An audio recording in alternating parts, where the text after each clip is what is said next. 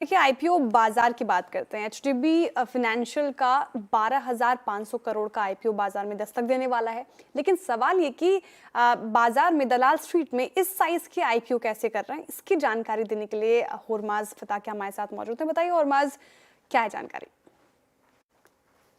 एक बहुत बड़ा आईपीओ दलाल स्ट्रीट पर दस्तक देने जा रहा है। एचडीबी फाइनेंशियल का 12,500 करोड़ रुपए का आईपीओ है और इतने बड़े आईपीओ का काफी अरसे के बाद जो है बाजार में आगमन हुआ है। मगर क्या बड़े साइज के आईपीओज ने निवेशकों को बड़े रिटर्न्स दिए हैं? आइए देखते हैं। देश का सबसे बड़ा आईपीओ पिछले साल आया था। Hyundai मोटर्स का लगभग 28,000 करोड़ रुपए का आईपीओ था, मगर 8 महीने लिस्ट होने के बाद भी स्टॉक जो है अभी भी अपने आईपीओ प्राइस से नीचे ही कामकाज कर रहा है। Hyundai मोटर्स से पहले जो सबसे बड़ा आईपीओ था वो एलआईसी का था। 21,000 करोड़ रुपए का ये आईपीओ था। 949 रुपए के उसके आईपीओ प्राइस थी और 3 सालों के बाद भी अभी भी ये स्टॉक जो है अपने आईपीओ प्राइस से नीचे कामकाज कर रहा है। हालांकि ये और बात है कि 1200 तक के उसने हाइज बनाए थे और हाइज के बाद से ये 25% नीचे कामकाज कर रहा है। पेटीएम एक ऐसा आईपीओ है जिसने लिस्टिंग के बाद से अपने आईपीओ प्राइस को देखा तक नहीं है। 18,000 करोड़ रुपए का ये आईपीओ था। नवंबर 2021 में इसकी लिस्टिंग हुई थी और आज भी अपने आईपीओ प्राइस से ये 60% नीचे कामकाज कर रहा है। एक बड़ा वैल्यू डिस्ट्रॉयर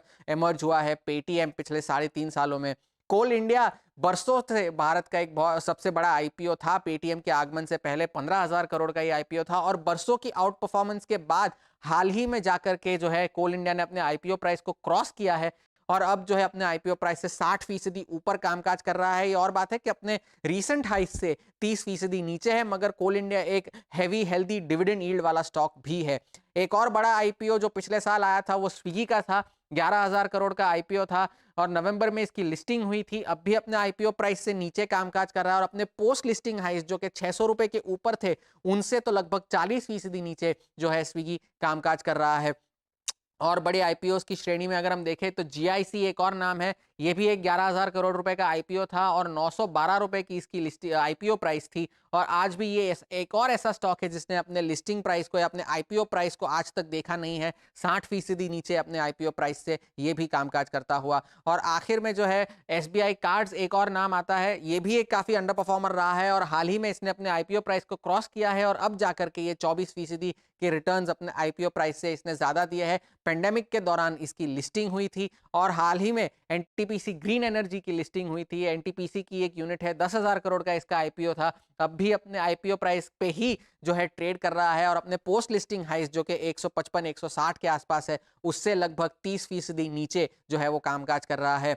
लोग कहते हैं बड़ा है तो बेहतर है, मगर ये आईपीओ के मामले में शायद फिलहाल लागू ना हो। बाजार को ये उम्मीद होगी कि एचडीबी फाइनेंशियल इस ट्रेंड को आगे चलकर पलटे। ओके, चलिए वैसे ये और बात है।